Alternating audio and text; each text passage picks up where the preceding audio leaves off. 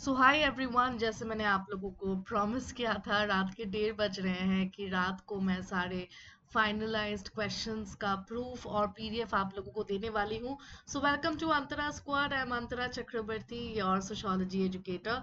सो यहाँ पे फाइनल मेरे साइड से जो भी क्वेश्चंस चैलेंज करने लायक हैं सोशियोलॉजी सीयूईटी पीजी 2025 के एग्जाम पे, यहाँ पे मैंने सारे लिस्ट बता दिए हैं अलॉन्ग विद द क्वेश्चंस जहाँ पे मुझे लगा कि मैं पॉइंट आउट करूं कि ये क्वेश्चंस चैलेंज करने लायक नहीं है।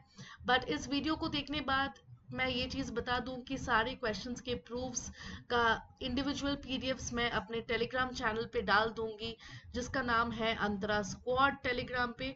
तो अगर आप लोग चैलेंज करना चाहते हैं, उन पीडीएफ्स को डाउनलोड करके मर्ज करके आप लोग अपलोड कर सकते हैं जिन भी क्वेश्चंस का आप करना चाहे।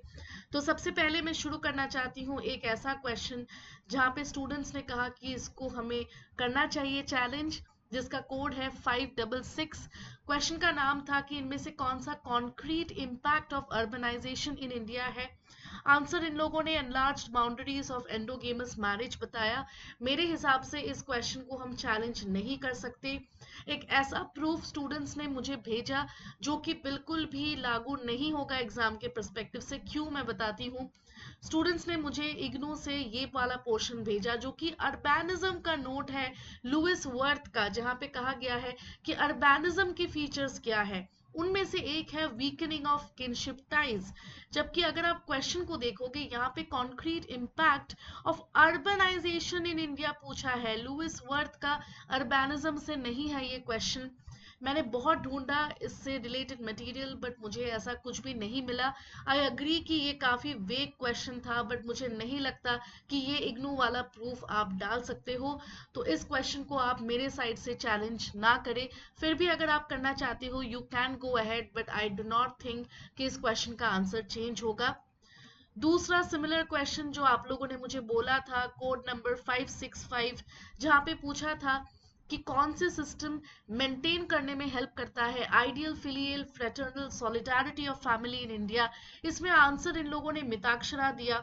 मैंने भी आप लोगों से कहा था कि हो सकता है जॉइंट रेसिडेंस आंसर हो, बट जॉइंट रेसिडेंस नहीं होगा क्योंकि मेंडल बॉम की किताब है सोसाइटी इन इंडिया, जहाँ पे क्लियरली ये सेंटेंस इन लोगों ने मेंशन किया है कि इंडिया में जो फिलियल फ्रेटर्निटी है, पेरेंट्स के साथ जो सॉलिडारिटी है और भाई के आपस में जो सॉलिडारिटी है, वो मिताक्षरा सिस्टम 12th सेंचुरी में आया था, जो कि गारंटी करता था, क्योंकि मिताक्षरा सिस्टम में लड़कियों को प्रॉपर्टी राइट्स नहीं मिलती थी। देयरफॉर इस क्वेश्चन को भी हम नहीं कैंसिल कर सकते या चैलेंज कर सकते। मैं फिर से रिपीट कर दूं, डेविड मैंडलबॉम की किताब है society and culture, so please do not ever challenge this, इसमें नहीं आएंगे आपको मार्क्स। बट फिलहाल जो भी क्वेश्चंस चैलेंज करने लायक हैं उनका भी मैंने लिस्ट बना दिया है, एक बार जल्दी से आप लोग देख लो। क्वेश्चन आईडी 595 को हमें कैंसिल करना चाहिए, जिसने पूछा था कि साइंटिफिक नॉलेज ऑफ सोशियोलॉजी किस चीज में इंटरेस्ट रखती है। नॉर्मेटिव साइंस इन लोगों ने माना था, बट ये आंसर बिल्कुल गलत हो जाएगा, बिकॉज बियरस्टेट ने क्लियरली अपनी किताब प्रिंसिपल्स ऑफ सोशियोलॉजी में दो चीजें कहा कि सोशियोलॉजी जनरल साइंस भी हो सकता है और सोशल साइंसेस भी हो सकता है। इसका प्रूफ मैंने यहाँ पे डाल दिया है। नेचर ऑफ सोशियोलॉजी, रॉबर्ट बियरस्टेट की किताब, social order not social principles. यहाँ पे उन्होंने कुछ चीजें कहा था कि सोशियोलॉजी को हम किन किन नेचर में बांट सकते हैं। जैसे सोशियोलॉजी को इंडिपेंडेंट साइंस माना, pure as well as applied science माना, सोशियोलॉजी को साइंस ऑफ जनरलाइजेशन माना, सोशियोलॉजी को सोशल साइंस माना, जो कि बिल्कुल कॉमन सेंसिकल है। इसके अलावा है sociology is a positive science not a normative discipline, clearly यहाँ पे मेंशन्ड है। सोशियोलॉजी एक एब्स्ट्रैक्ट साइंस है, कॉन्क्रीट साइंस नहीं। नंबर 7, सोशियोलॉजी को जनरल साइंस माना। एंड लास्टली नंबर 8, सोशियोलॉजी दोनों ही रैशनल एंड एम्पिरिकल साइंस दोनों के दोनों हैं। सो अगर हम बियरस्टेड के इस अप्रोच से जाएंगे, जो क्लियरली उन्होंने अपनी किताब सोशल ऑर्डर में बताया, जो सोर्स आप इग्नू में भी पा सकते हैं, मैं खुद आपको फाउंडेशन सोशियोलॉजी में पढ़ाती हूँ, उस केस में यहाँ पे जनरल साइंस और सोशल साइंस दोनों सही हो सकते हैं। देयरफॉर इस क्वेश्चन को ड्रॉप करना चाहिए एनटीए को, बिल्कुल आप इसके साथ चैलेंज कर सकते हैं। नेक्स्ट क्वेश्चन देख लेते हैं। नेक्स्ट क्वेश्चन जो कि चैलेंज करने लायक है वो है 597, जहां पे पूछा गया था कि इनमें से कौन से एवरेजेस सिर्फ और सिर्फ क्लोज्ड एंडेड टेबल से ही कैलकुलेट होता है। ये मैंने आपको बताया है कि इसका आंसर मीन होना चाहिए, क्योंकि मीडियन और मोड क्लोज्ड ओपन दोनों टेबल से कैलकुलेट हो सकती है।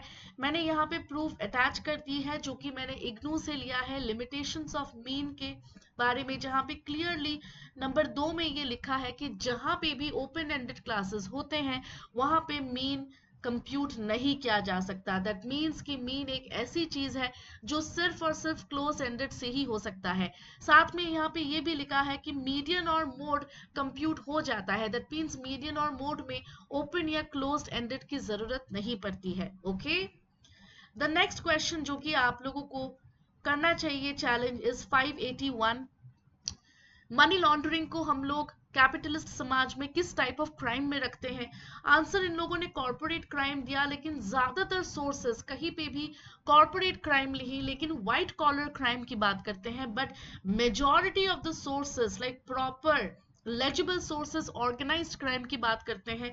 इनफैक्ट मैंने यहाँ पे United Nations Office on Drugs and Crime उस वेबसाइट में क्लियरली बताया गया है कि ये जो मनी लॉन्ड्रिंग का केस है वो क्लियरली ऑर्गेनाइज्ड क्राइम का एक पार्ट है। उसको भी मैं अटैच कर दूंगी पीडीएफ में, सो दैट आप इस पीडीएफ को दिखा सके as a proof, so you can go ahead and challenge it if you want. Next question ID 589, जहां पे पूछा गया था कि राजस्थान और गुजरात के बॉर्डर में रहने वाले मुस्लिम और हिंदू कम्युनिटीज आपस में अडॉप्ट किए हैं एलिमेंट्स। आंसर इन लोगों ने एसिमिलेशन बताया, जबकि एसिमिलेशन क्लियरली कहता है कि कल्चर यहाँ पे टेक ओवर कर लेता है। दैट मीन्स यहाँ पे शांति से ये लोग साथ में तो नहीं लेकिन एक दूसरे का कल्चर टेक ओवर करके एक कल्चर बन जाता है। इसका करेक्ट आंसर होना चाहिए कल्चरल एकोमोडेशन, जहाँ पे एक दूसरे से हम एडजस्टमेंट करते हैं, थोड़े बहुत एलिमेंट्स एक दूसरे से लेते हैं। तो यहाँ पे भी मैंने लखनऊ के रीडिंग मटेरियल से एकोमोडेशन का जो नोट है वो मैंने अटैच कर दिया है।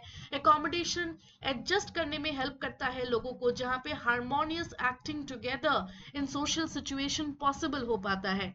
सो ये सारे नोट्स जो है मैं आप लोगों को दे दूंगी। मेरे साइड से ये फाइनल क्वेश्चंस हैं जो चैलेंज करने लायक है। इसके अलावा भी अगर आप चाहे तो बिल्कुल जा सकते हैं चैलेंज से, बट मेरे साइड से ये 4 क्वेश्चंस फाइनल हैं। इन चारों क्वेश्चंस के मटेरियल्स के पीडीएफ्स मैं आप लोगों को टेलीग्राम चैनल पे अपलोड कर दूंगी। सो टाइम से आप लोग ये क्वेश्चंस चैलेंज कर देना। I hope the question discussion session and the challenge questions helped you. If it did, so do like my video and share it with your friends. Thank you so much. बहुत जल्दी मैं आप लोगों के साथ cut off का video भी लाने वाली हूँ। Thank you, good night.